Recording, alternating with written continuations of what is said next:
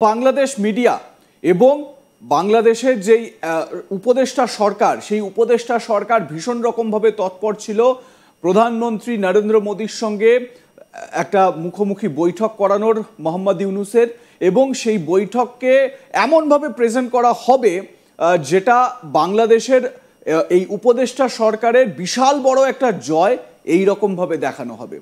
এমনিতেই আপনারা জানেন, মানে এই আলোচনা আমরা আগেও করেছি যে মোহাম্মদ ইউনূসের যিনি প্রধান প্রেস সচিব যিনি আছেন শফিকুল আলম, তিনি এবং তার টিম সর্বতভাবে চেষ্টা করেন এই মোহাম্মদ ইউনূসকে এক প্রকার মাসিহা দেখানোর মতন। তার পাশাপাশি মোহাম্মদ ইউনূস কোথাও যাওয়া মানেই সেই জায়গা, সেটা ইউরোপের মাটিতে হতে পারে বা এশিয়ার কোনো দেশে হতে পারে বা দ্বিপাক্ষিক কোনো আলোচনা হতে পারে, যে সেটা করা মানেই মোহাম্মদ ইউনূস যেন একেবারে সব জয় করে ফিরেছেন, বিশ্ব জয় করে ফিরেছেন, এই রকম একটা প্রচারের মাত্রা থাকে। ঠিক এই জায়গা থেকেই যখন নরেন্দ্র মোদীর সঙ্গে সাইডলাইন মিটিং হলো, সেইটা কিন্তু দেখবার মতন বিষয় ছিল, এবং বাংলাদেশের মিডিয়া তো বটেই, ভারতের মিডিয়াতেও সেই নিয়ে খবর হয়েছে। সেই খবর আমরা আপনাদের দেখিয়েছি, আজ তাক বাংলাও সেই খবর এবং তার নেপথ্যের যে আলোচনা, সেই আলোচনা আপনাদেরকে তুলে ধরেছিল। এবারে প্রধানমন্ত্রী নরেন্দ্র মোদী সেই মিটিংয়ের পর, মানে মিটিংয়ের পরবর্তী কিছুক্ষণের মধ্যেই তিনি একটি পোস্ট করেন সোশ্যাল মিডিয়ায়। সেই সোশ্যাল মিডিয়া পোস্টে তিনি মোহাম্মদ ইউনূসের সঙ্গে যে কথা হয়েছে সেই বিষয়টি তিনি উত্থাপন করেন। সেই পোস্টটা আগে আপনাদের দেখাই, তাহলে আপনারা বুঝতে পারবেন যে এই পোস্টে আলোচনার মূল বিষয়বস্তু কী ছিল। দেখুন নরেন্দ্র মোদীর পোস্ট, ভারতের প্রধানমন্ত্রী তিনি বলছেন, met mister Mohammad Yunus, chief adviser of the interim government of Bangladesh. India remains committed to a constructive and people-centric relationship with Bangladesh. তিনি প্রথমে বলতে চাইছেন যে বাংলাদেশের সঙ্গে মানবকেন্দ্রিক, মানে মানুষের সম্পর্ক কিভাবে উন্নয়ন করা যায়, কনস্ট্রাকটিভ বিষয়গুলো নিয়ে আমরা কমিটেড। কিন্তু সবথেকে গুরুত্বপূর্ণ আলোচনার বিষয় হচ্ছে গিয়ে সেকেন্ড প্যারাগ্রাফটা, যেখানে প্রধানমন্ত্রী বলছেন I reiterated India's support for peace, stability and inclusivity and democracy in Bangladesh. তিনি বলছেন শান্তি, স্থিতাবস্থা এবং সবাইকে নিয়ে চলা, এবং সবথেকে বড় যেটা সেটা হচ্ছে গণতন্ত্র বাংলাদেশের মধ্যে, এই বিষয়গুলো নিয়ে আমরা ভারত সাপোর্ট করব। Discussed measures to prevent illegal border crossings, সীমান্ত সমস্যা নিয়ে আলোচনা হয়েছে বিভিন্ন বিষয়ে। Expressed our serious concern for the safety and wellbeing of Hindus and other minorities, এই জায়গাটা ভীষণ রকমভাবে গুরুত্বপূর্ণ, লক্ষ্য করার মতন। এই হচ্ছে প্রধানমন্ত্রীর পোস্ট। তিনি বলছেন যে বাংলাদেশে হিন্দু এবং অন্যান্য সংখ্যালঘুরা যারা রয়েছেন তাদের বিষয়ে আমরা ভীষণ রকমভাবে উদ্বিগ্ন, এবং এই কথাগুলোর মধ্যে দিয়ে প্রধানমন্ত্রী মোহাম্মদ ইউনূসকে কিন্তু বড় বার্তা দিয়ে দিয়েছেন, এবং এই বার্তার নেপথ্যে রয়েছে আরও অনেক বিষয়। এবং তাদের মধ্যে এই সাইডলাইন মিটিংয়ে কোন কোন বিষয় নিয়ে আরও আলোচনা হয়েছে, ভারতের তরফ থেকে কোন কোন বিষয় তোলা হয়েছে, উত্থাপন করা হয়েছে, যেগুলো মিডিয়ার সামনে সেভাবে আসেনি, আজ তাক বাংলায় আমরা সেই বিষয়গুলো এক এক করে পয়েন্ট আউট করব। আমি সরাসরি চলে যাব, বাংলাদেশের বিখ্যাত সাংবাদিক শহীদুল হাসান খোকন আমাদের সঙ্গে রয়েছেন এই মুহূর্তে।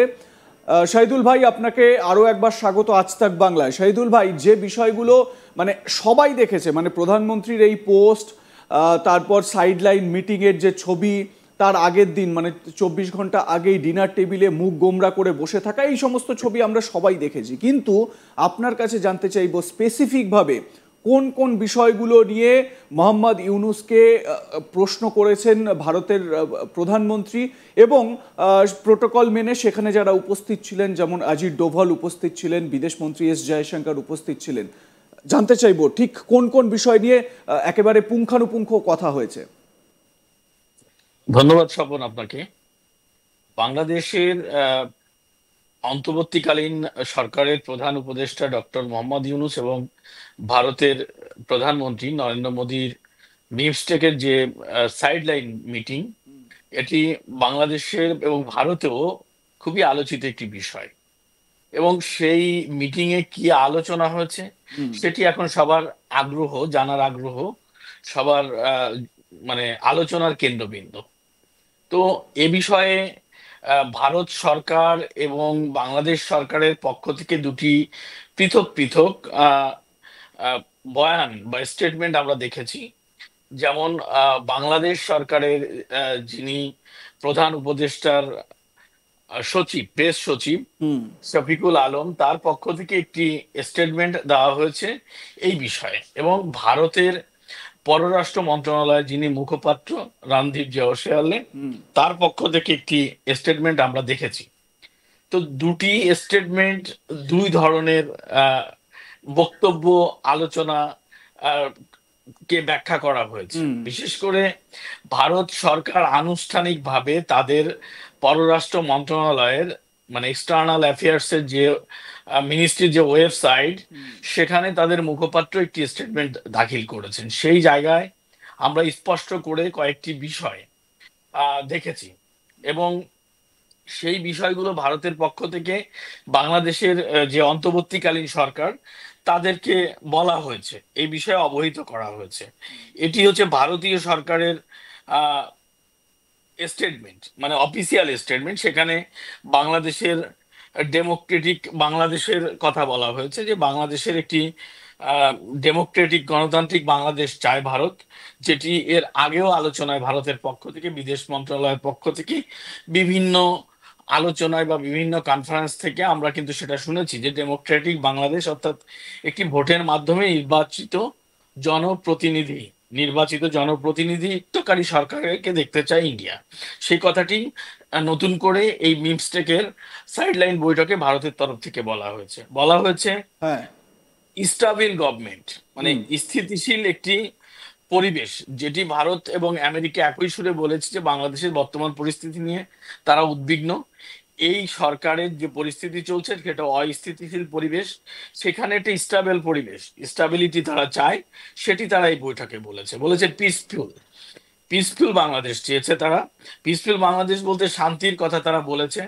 এই অশান্তির কথা যে বিষয়টি এসেছে সেটা কিন্তু বারবার প্রমাণিত হয়েছে। নিউ ইয়র্ক টাইমস এর মতো পত্রিকা সে রিপোর্ট করেছে যে হ্যাঁ। বাংলাদেশ স্থিতিশীল নয়, এটি অশান্তির মধ্য দিয়ে যাচ্ছে। সে বিষয়ে ভারত সরকার এটি কিন্তু তাদেরকে আহ স্পষ্টভাবে বলেছে। হ্যাঁ, এবং বলছে প্রোগ্রেসিভ প্রোগ্রেসিভ বাংলাদেশ দেখতে চায় ভারত। হ্যাঁ। মানে কোন ধর্মীয় গোঁড়ামি বা উগ্রপন্থাকে ভারত সমর্থন করে না, সেই বিষয়টি ভারতের গভর্নমেন্ট থেকে এই অন্তর্বর্তী সরকারকে বলা হয়েছে।